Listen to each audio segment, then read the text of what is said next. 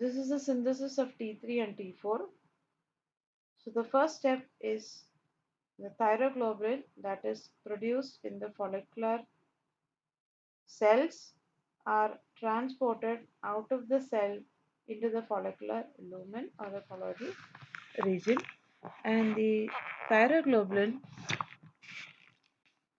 is then iodinated with the iodine that is co-transported with sodium into the cell by the NIS system, and the iodine is again treated by or acted upon by peroxidase enzyme, converts iodide to oxidized iodine, and the thyroglobulin is then iodinated with this oxidized iodine to form monoiodotyrosine, uh, monoiodotyrosine and diiodotyrosine.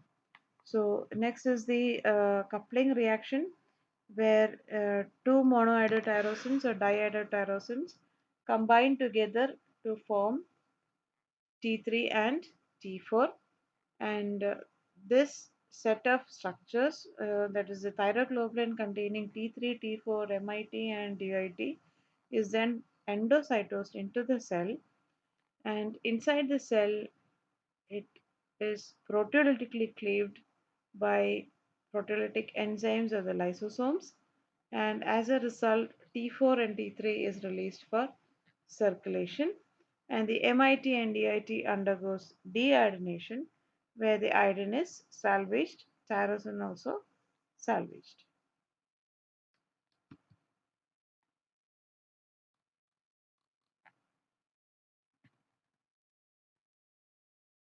So this is the reaction that takes place: 2 iodide plus H2O2 or the hydrogen peroxide giving iodine molecule, iodine plus tyrosine giving monoiodotyrosine or diiodotyrosine. Two diiodotyrosines together forms thyroxine or T4. A diiodotyrosine and a monoiodotyrosine together forms T3 or triiodothyronine.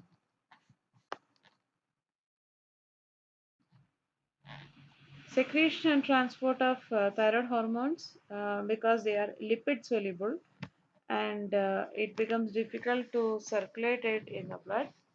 So it is found circulated in association with several binding proteins like the thyroid hormone binding globulin, that is 70% is found bound to the thyroid hormone binding globulin THBG, and about 15% is found bound to prealbumin or transthyretin, and another 15% is found bound to albumin, and almost less than 1% is found free in the circulation.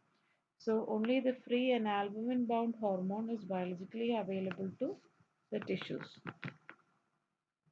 So this is the synthesis and secretion, like you have the thyroglobulin, iodination of the thyroglobulin, and then conjugation of the thyroglobulin, tyrosine residues in thyroglobulin, and endocytosis into the cell.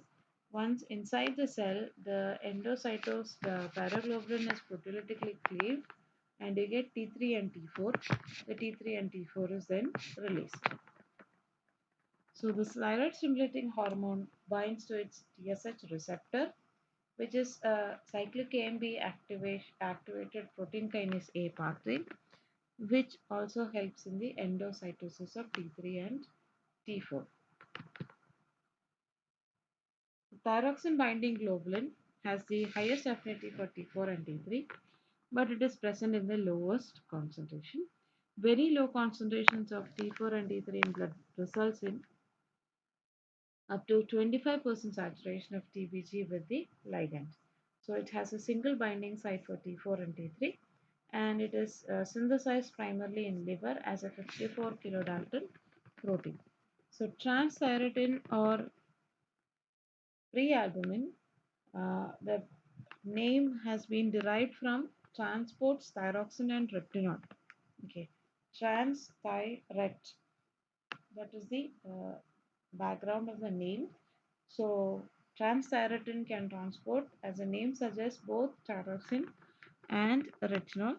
It's secreted by the liver, and it has two T4 binding sites per transthyretin molecule.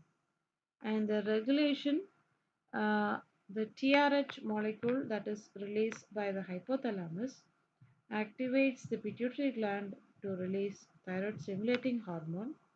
So, anterior lobe releases thyroid stimulating hormone, and the thyroid stimulating hormone acts on the thyroid gland, makes it to release T3 and T4 so that homeostasis is restored.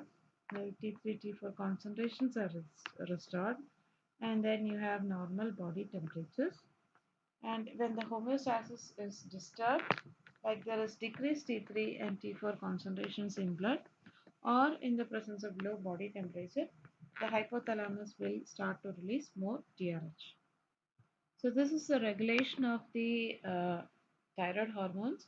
Like the hypothalamus releases thyroid hormone, thyrotropin releasing hormone, and the thyrotropin releasing hormone activates the pituitary gland to release TSH, which travels through the bloodstream, and the TSH stimulates the thyroid hormone to secrete the thyroid gland to secrete the thyroid hormones, and the thyroid hormones stimulate goes through the bloodstream and stimulates target cells, and at the same time the thyroid hormones inhibit both TSH production and TRS production. So another term that is important in the whole system is called reverse T3. That is, among the released T4, approximately 95% is among the released hormones. So, among the released thyroid hormones, approximately 95% is T4 and 5% is T3. So, T4 is converted to T3 in peripheral tissues by 5' monodeiodinase and it becomes active. So, the reverse T3 is also a metabolite of T4. In some cases, the body conserves energy by converting the T4 instead into RT3, an inactive form of T3 that is incapable of delivering oxygen and energy to the cells as T3 does. So the mechanism of action, T3 and T4 are dissociated from the thyroid binding proteins, and it enters target cells by diffusion or transport. And in the cytoplasm, you have 5'-deiodinase, which converts T4 to T3. T3 is the biologically active form. The T3 then enters the nucleus, binds to T3 receptors, and the co-repressor is released or the co-activator is bound. As a result, gene expression is turned on. So T3 acts on intracellular thyroid hormone receptors located in all cells of the body, and so the TR monomers interact with RXR to form a heterodimeric structure, and the absence of T3, the TR-RXR heterodimer binds with the co-repressor complex that binds to DNA and inhibits gene expression. In the presence of T3, the co-repressor complex dissociates co-activators formed to stimulate gene expression. Binding to the TR dimers, there is a molecular switch from inhibition to activation of gene expression. So this is the figure for the mechanism of action. So this is the nucleus and the cytoplasm. So normal conditions, the thyroid response element is bound with the TR DBD or the DNA binding domain, TR LBD or the ligand binding domain. It remains as a dimer. With the help of the co-repressor, it is bound to the TRE and transcription is stopped. So in this case, when you have thyroid binding proteins with T4 and T3, which is released into the cell, the T4 can be converted to T3 or T3 can enter by itself, and the T3 goes and binds to the dimer and it causes the co-repressor to get released and allows the binding of the co-activator to the system, which activates the transcription of the genes involved.